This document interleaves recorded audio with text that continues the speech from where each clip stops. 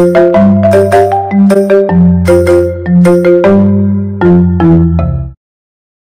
and hi, this is Poojaa Anandh. Welcome to the first episode of Wonder Women. So today we have with us an amazing personality who has over 40 years of experience in her field. So hello ma'am. Hello Poojaa. So tell us about you. Thank you Poojaa. It's a pleasure ma'am. It's indeed a great privilege for me to have this interview with one of my past students.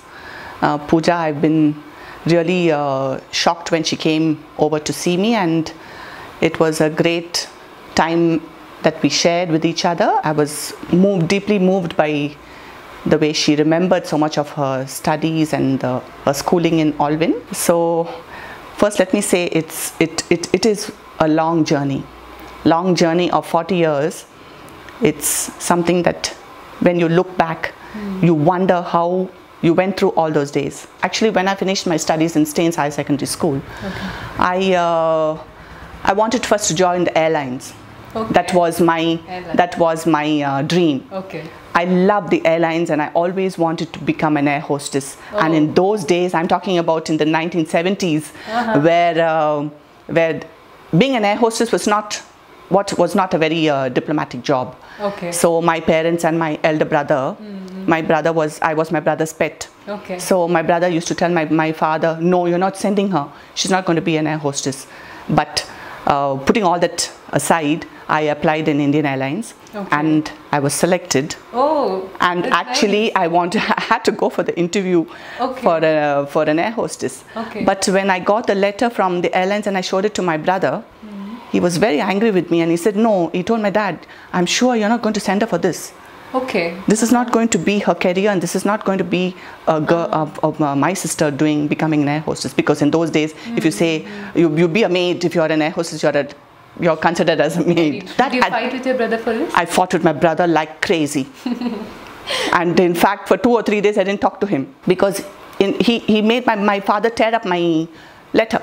Oh my God. Then I said, okay, fine. If you're not going to let me become an air hostess, I'm not going to do anything. I'm just going to stay at home and I'm not going to do anything. I was so stubborn. Okay. Then my brother, used to try to console me and he'll say, no, you can do something else. Don't worry. So, and that point of time, okay, when my brother said, no, you're not, I didn't get any support from my family. So I thought, okay, fine.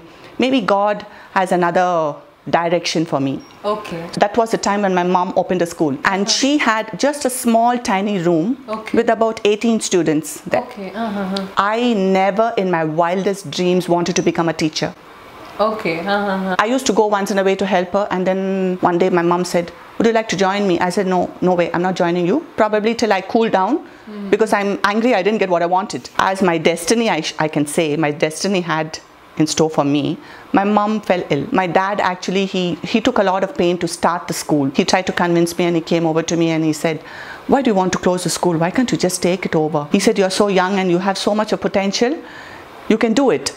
I said, no way, I'm not doing it. He said, okay, fine. If you're not taking it, I'm closing it. At that point of time, it was God's grace and His blessing that I had an inspiration that I should take it and I should not close it. So I told him, I said, okay, fine, I will take it till I'm okay, and I think about what I want to do with myself. That was the day when I put myself in that place, in that school. Only then I realized the depth of what being a teacher is. It's an amazing feeling. Because being a teacher, first of all, is you must win the confidence of parents. Unless you win their confidence, you cannot succeed. And winning their confidence means hard work. Hard work with contentment. If you're not contented with what you're doing, and if you always feel that what you're doing is not enough for you, you can never succeed. Exactly. From surviving to living your dreams, like you have been forced into it and that became your dream ultimately. So how do you feel, man? 40 years, you have almost spent your entire life being with children. So how do you feel? How nice it is to be with them? I feel great. I feel on top of the world. Because I feel in any other profession, you cannot get this much of affection and love that you get from a child. Now take for example, you are sitting in front of me. With what pride I'm looking at you. that at one time you were my student and that you learned from me and that you got the foundation from the school, and today you are such a wonderful person. So that is the happiness that you get being a teacher, and after 40 years is the happiness that you still get, that people remember you and that you're not forgotten, and you will never be forgotten. Maybe even whether I'm there or not, my students, wherever they may be in different parts of the world, they will still remember me. So that's the happiness that we get after 40 years of service to this field. So who is more challenging, ma'am? Parents, teachers or students? Challenging, if you ask me, the children are very challenging because we have to really come down to their level. You have to be a child when you're in the classroom, because in those days if I just roll my eyes, or if I tell the child to sit, he will sit. But now I have to win them over. I have to use whatever strategy that I think for that moment, how I can win them over and how I can meet their challenges is very important. Okay. So we as teachers, every day we have to change. We cannot be what we were yesterday. True. Every day is a new day for us, and every day our attitude and our behavior must meet the challenge of a child. Who is your unforgettable student, ma'am? That you cannot forget at all? Oh, that's too many. Okay, just one or two. And why? Too many means too many. One student that I cannot forget, I was telling you about the doctor in Kupasami. Today's pediatrician in Kupasami, Dr. Terence, Anthony Terence. He's my student. I won't say that he's my best student, but I can say I can't forget him, because when I'm talking about nearly about 20-25 years ago, when he used to come to school with his nose running, and his mother used to bring him with his hanky, and I used to cuddle him and take him into the class crying. He'll be crying and weeping. I'll take him and keep him in the class to sit, and I'll tell his mother, you leave him to me, I'll manage him. And then when I saw him after nearly about 20-25 years and he came to school to be my chief guest, I was shocked. Not that he was my best student, it was something that I was so proud of. For me, every student is my best student. I can't say that I have any student that is best. Every student in his or her own natural, beautiful being a child is so beautiful. So I can't say that is the best student. But then when I see whatever they have grown up to be today, that's the beauty in them. Everyone is our favorite, and every child is beautiful in his own way. Okay, you said you wanted to become an air hostess first. So is it because of that or what? Like you are still the same ma'am that I saw in my LKG, UKG until 3rd. So what is your fitness secret, ma'am? My fitness secret is my heart. I feel that I never grow old. Okay. So, of course, I work out a lot.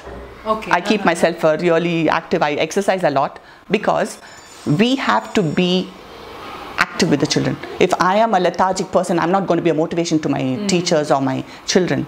So I keep myself healthy. I eat healthy. Okay. I sleep healthy. I'm very particular about my 8 hours of sleep. Okay. I like a good breakfast.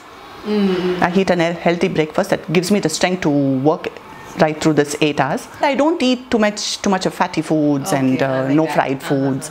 I eat a lot of veggies, and I avoid eating too much of food in the night. Every day after 7 o'clock, I don't eat anything. Because from what I gain, I feel if I eat late in the night, that turns into fat, and then at this age, you cannot get that fat out. Okay. So I try to avoid eating too much of food in the night. Ma'am, how did you start learning Tamil, ma'am? When did this happen?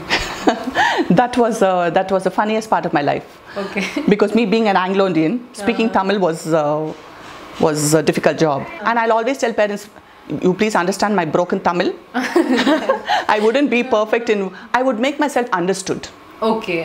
It would not have been perfect Tamil, but I would make myself understood, and I would learn. I would think, okay, am I saying the right grammatical words or something? Then I would ask my Tamil teacher, or I would ask whoever I knew, am I speaking okay? They said, ma'am, ningi eppadi vena pesung ma'am. Ninga enna pesanalum nam correct ah da irukku. They used to say that, and that gave me a lot of confidence. And then I of course I can understand Tamil. It's just that I cannot communicate to their level. I can't communicate in high Tamil. So how do you recruit the teachers, ma'am? Because you expect something, like you, so energetic. So what kind of questions do you ask them? Like what things that you see in them and you select them for teaching? Actually, being a teacher is an art. Okay, it's a talent. When I interview teachers for my school, I don't see their qualification. Okay. Yeah, because you can be a B.Ed or an M.Ed and you won't know to write a letter straight. Okay. What I want in the teacher is, first I want you to speak good English. Okay. Second, I want you to have good handwriting. Okay. And third, I want you to be a lovable person. Because if you don't have these three qualities, you don't fit in Alvin. The rest of it, I'll groom you. Oh, okay. I don't want you to have a big degree behind you. That's not my policy. It's only a norm that is required by the government. Because you can be an M.Ed and you cannot have any love in you. You can be such a hard-hearted person, which is not going to have any effect on children. And sometimes I even reject the highly qualified ones because I don't want them. They can't move with children. Okay. They can only go to the higher secondary level or they can only go to the college level. But being a teacher for the primary level, you must have a good heart and you must have the love of teaching. Okay. Ma'am, so the last question for the day. What is your vision, ma'am? What is your future plans? Actually, my vision is I would love to expand and have up to 10th standard at least. Okay. If not the higher secondary level. But as the government would not approve of me staying here with this minimum space, probably I'll have to move out. But I always love to have a lovely amphitheater where I can teach the children to be more dramatic.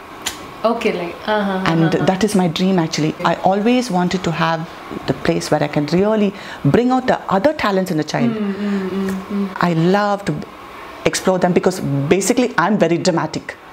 I'm a dramatical person, and if you see me, the way I move my eyes and my hands and everything, you'll think I'm always in a drama. But that's my real me. Okay, yeah. So that is my vision. I hope by the grace of God, if my son is willing to move in with me, probably with my support I can and with his presence with me, maybe probably we'll open till 10th. That is my vision.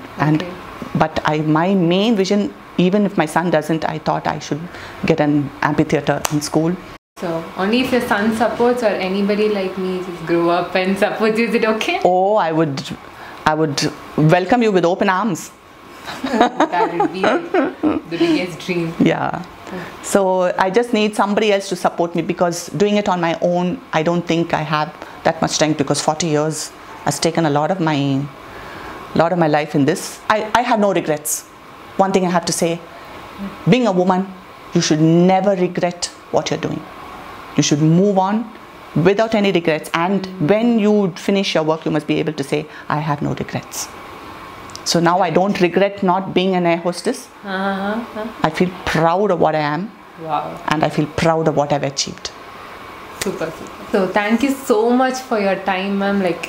You're welcome, Poojaa. Yeah, it seriously, it's very nice, talking to you after so long, and I didn't know all these stories behind you.